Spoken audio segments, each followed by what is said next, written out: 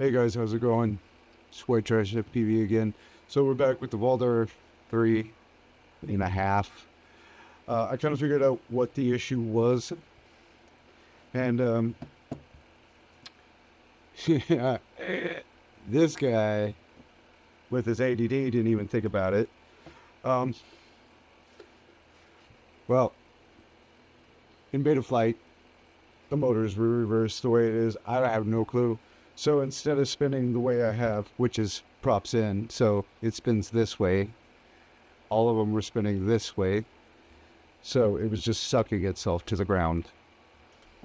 Well, I don't know why it took me a week to figure that out, but yeah, it is now solved.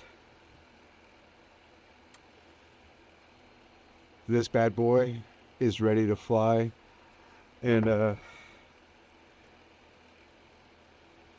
after doing some careful consideration, I'm kind of a shit FPV pilot, and I was thinking about just tearing this apart. I spent the better part of the last 2 hours wanting to tear her apart, but yeah, she flies. So instead, what I've been wanting to do, which is build an actual FPV car out of the tracks of some Stampede I have. This flies. So I'm going to eventually get her out for a maiden voyage. And I'm a shit freestyle pilot. And I'm going to see if I could start actually doing a cruiser. Just for the main fact that this did take a good hefty moment to actually lift off with these 1804 2450s that are on here. And she does weigh a lot. Let's face it, she's over, as I lose stuff down on the ground, she is over the weight, pardon the disgustingness of the scale. As she sits, if you could see this, it is 273 grams. Now there's probably some things I could take off to lighten the load, but I don't think she's going to get under the 249. The only things I can think about changing around would be replacing the flight controller from the F7 Mini here to a all-in-one. And then somehow trying to make the DJI-03 a naked. That would actually drop her down. And something I really don't want to do, which is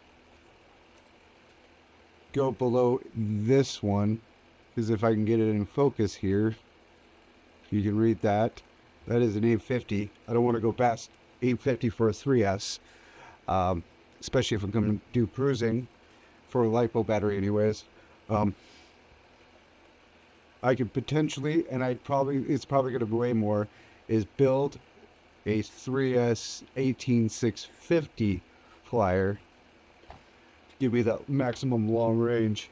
However, therein lies the problem, which I don't have a 3D printer, and I'd have to change how this is connected, because as it sits, this is just a friction fit for the DJI-03 antenna, and I really don't want to do that, because then I'd have to rerun the wires. So one problem solved with this. The next problem is, and if anybody has any suggestions on this, my receiver doesn't want to power via USB.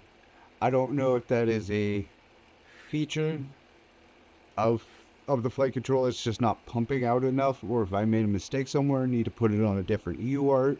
It's on UART2 for the SpeedyBee F7 Mini.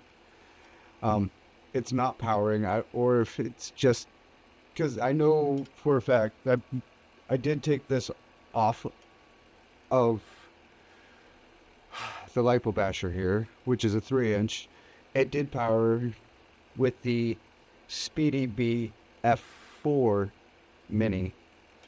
So don't really have a whole lot of clues what's going on there.